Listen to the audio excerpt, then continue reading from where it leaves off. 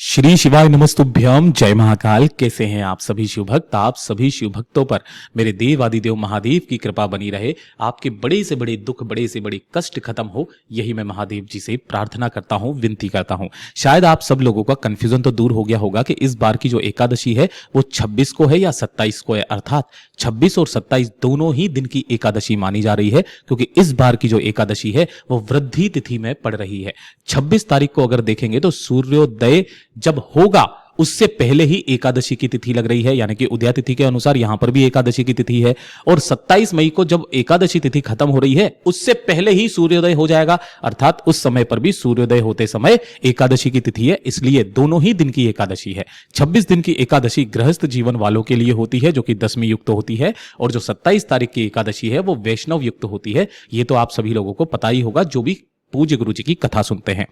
और इन दोनों में से किसी भी एक दिन पूज्य गुरुजी ने कहा, जिस घर में भी ये शिव सुधा दीपक रात्रि के समय जला दिया जाता है महाराज, उस घर में फिर कभी धन की कमी नहीं आ सकती। बड़े से बड़े कर्ज उतर जाते हैं। कोई दुकान, व्यापार, फैक्ट्री है जो नहीं चल रही हो, घाटे में जा रही हो, तो कैसा भी घाटा हो, कैसा भी धन की समस्या हो, वो सारी समस्याएं खत्म होती है पूज्य गुरुजी की कथा से सुन करके और समझ करके। इस पूरे उपाय को बहुत आसान भाषा में सभी शिव भक्तों को बताऊंगा, परंतु उससे पहले आप सबसे बस एक छोटी सी प्रार्थना। जो भी भक्त पहली बार आए हैं, चैनल को सब्सक्राइब जरूर से कर लीजिएगा और वीडियो को लाइक करके महादेव का कोई सा भी प्यारा नाम कमेंट बॉक्स में लिखना बिल्कुल भी मत भूलना। पूज्य गुरुजी ने कहा, आज की रात्रि आप सभी लोगों को एक दीपक तैयार करना है। समय सबसे विशेष है, इसका विशेष करके ध्यान रखना।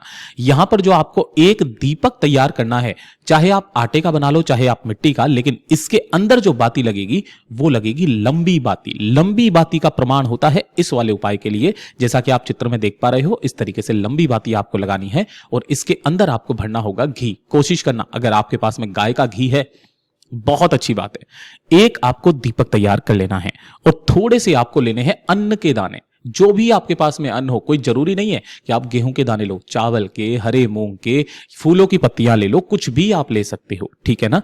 आसन के तौर पर आपको ये लेने होंगे एक चुटकी के बराबर, ठीक। शाम के समय जैसे ही प्रदोष काल लग जाए, यानी कि सूर्यास्त के 45 मिनट पहले और 45 मिनट बाद का जो समय होता है ना, वो होता है प्रदोष काल का समय। उसके बाद में आपको ये वाला उपाय करना है। इस दीपक को ले जा करके आपके घर के आसपास या घर में कहीं पर भी बेल पत्र का पेड़ हो तो उस बेल पत्र पेड़ के पास में आपको जाना है। सबसे पहले उस बेलपत्र पेड़ के नीचे अगर कोई गंदगी वगैरह है तो उसकी सफाई कर दीजिएगा। सफाई कर देने के पश्चात आपको सबसे पहले जो भी आपने अन्न के दाने लिए हैं, उन अन्न के दानों का आपको यहां पर आसन लगाना है। कुछ इस तरीके से बिछा देना।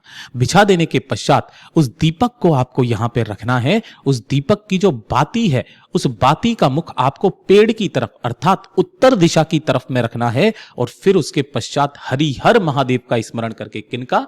हरिहर महादेव का स्मरण करके इस दीपक को आपको प्रज्वलित कर देना है, जला देना है। जला देने के पश्चात अपने दोनों हाथों को फैला करके बाबा से विनती और कामना करना।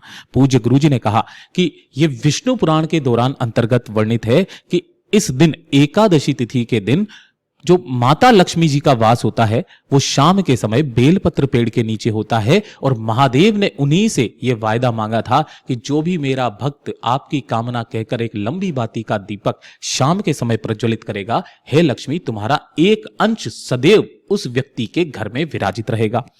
इतना काम करने के पश्चात इसी पेड़ के नीचे की थोड़ी सी मिट्टी को आपको वहां से उठा लेना है और उसे उठा करके लेकर के अपने घर पर आना है। घर पे आने के पश्चात थोड़ी सी मिट्टी को अपनी चौखट पर छींट देना। बाकी की मिट्टी अपने घर के थोड़े थोड़े से कोने में आपको मां लक्ष्मी का ध्यान करते हुए छींट दीजिएगा। महाराज, दूसरे दिन से ही आपके घर में धन की आवक होना स्टार्ट हो जाएगी, बड़े से बड़े कर्ज उतरना स्टार्ट हो जाएंगे।